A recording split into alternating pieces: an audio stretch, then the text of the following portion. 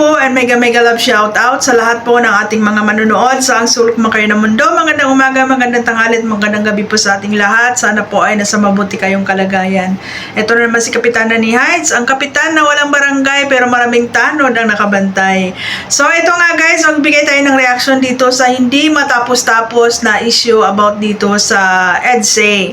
No, at lalong umiinit ng umiinit, no? Kasi nga ay parang wala tayong nakikitang solusyon or wala tayong nakikitang mga proseso na dapat matapos na ito at matahimik na, no? Kumbaga lalo pa nga pinaigting, no, para for content at para pagkikitaan, no? So kahapon may nakita akong mga content, no, mga post, no, and ito nga si Kalinga Prab at saka si Kuya Bal ay hindi na naman nagko-connive yung kanilang mga pinagsasabi or kanilang mga statement dito sa community.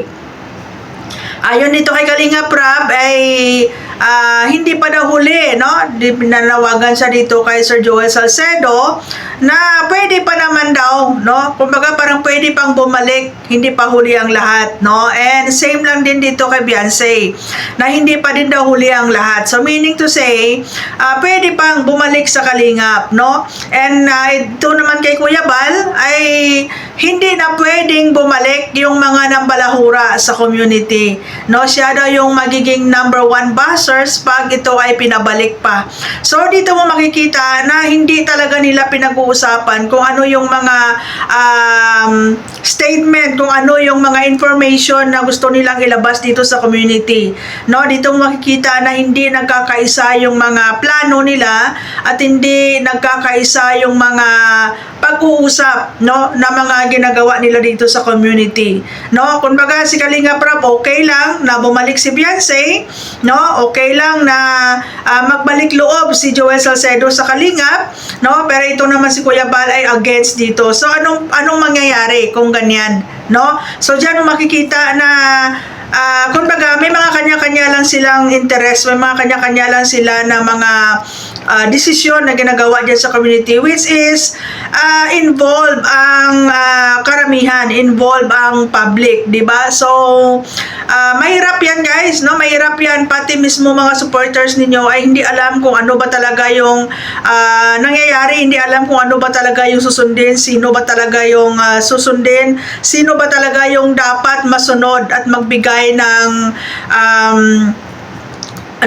dyan sa Kalingap, kung sino ba talaga yung mamumuno pagdating sa decision making, no? So ayan guys, no? And then nakita din ako, no, may nakita din ako doon sa post ni Kuya Jens na tinatanong ang publiko, no, kung meron daw, no, na pababalikin sa Kalingap, sino po ba yon? Ang pamilya ni Beyonce, ang pamilya ni Edrica, ang pamilya ni Melanie, no, or ang pamilya ni sino, ni Reyna or ni Reyna, no? So alam nyo guys, no, nagtatanong kayo sa publiko, no, meaning to say, ano ang purpose, bakit kayo nagtatanong, no?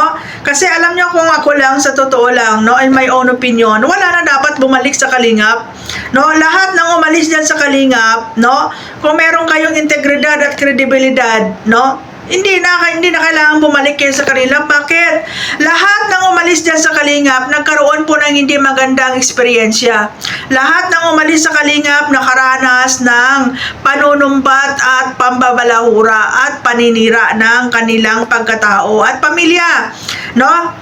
Sa Reyna's community, grabe din yung paninira dyan, panunumbat, no? Kay Erica, ganun din, no? Dito sa kay Beyonce, ganun din. Sa pamilya ni Melanie, ganun din. Ni ano pala, hindi Melanie, ni sino nga ba yon? No, Melanie ba yon? Yung binawian ng bahay, no? Nakalimutan ko yung name, no, na mental block ako, no, basta yung binawian ng bahay, no. So para sa akin hindi na, no, kasi kung naranasan na nila yan before, no, ano yung assurance na pag bumalik sila dyan ay hindi na nila mararanasan ulit. Kasi pag dyan ka sa Kalingap, hindi naman pwedeng lifetime na andyan ka. Bakit ka ba nandyan sa Kalingap? Para maging beneficiary nila, no? Nandyan ka sa Kalingap para tulungan kanila. And hindi pwede na habang buhay maging beneficiary ka na lang. Hindi pa pwede habang buhay tutulungan ka na lang.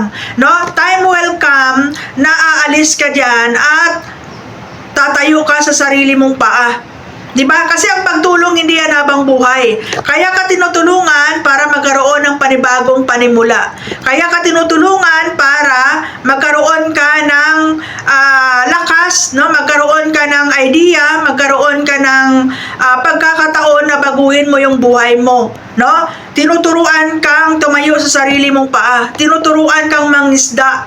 Hindi yung habang buhay, bibigyan ka na ng isda. So, if time will come na kaya mo nang tumayo sa sarili mong paa, feeling mo, kaya mo na maging independent, pag umalis ka ulit yan at nagpaalam ka, dadanasin mo ulit kung ano yung naranasan mo before.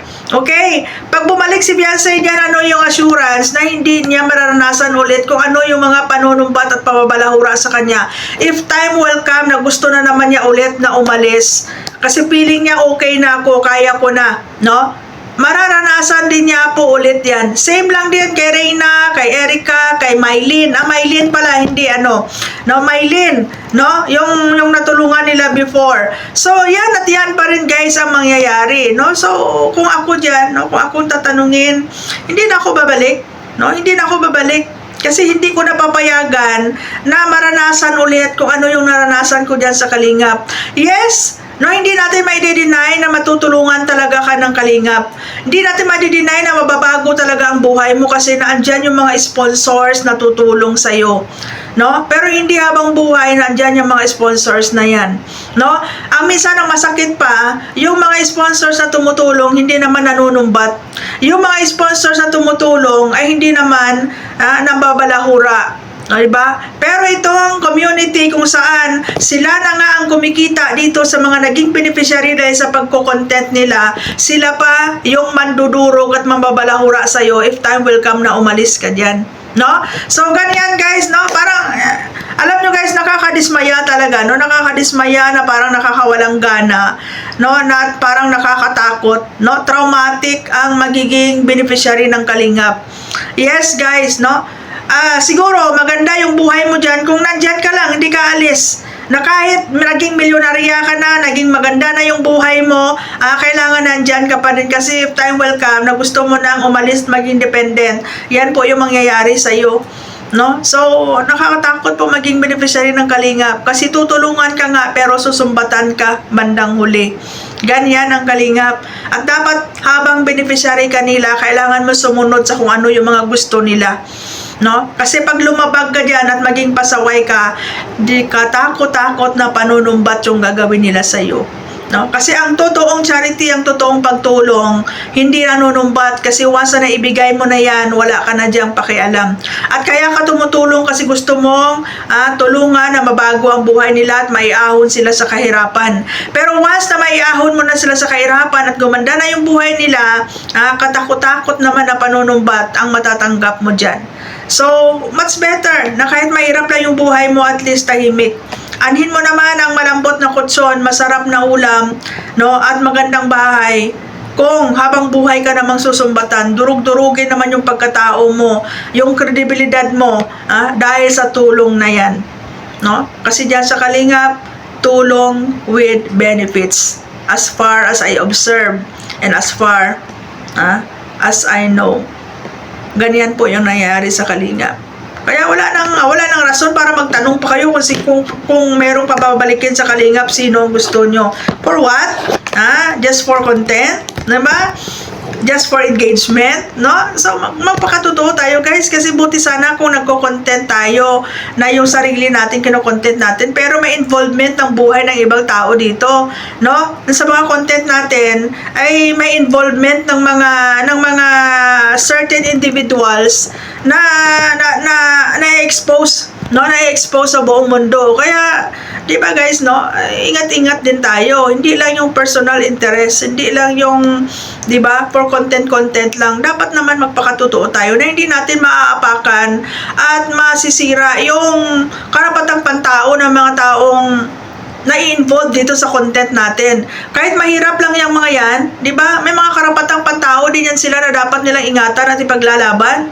Hindi porket mahirap, hindi porket natulungan, i-manipulate nyo na lang, i-maniobra nyo na lang yung buhay nila.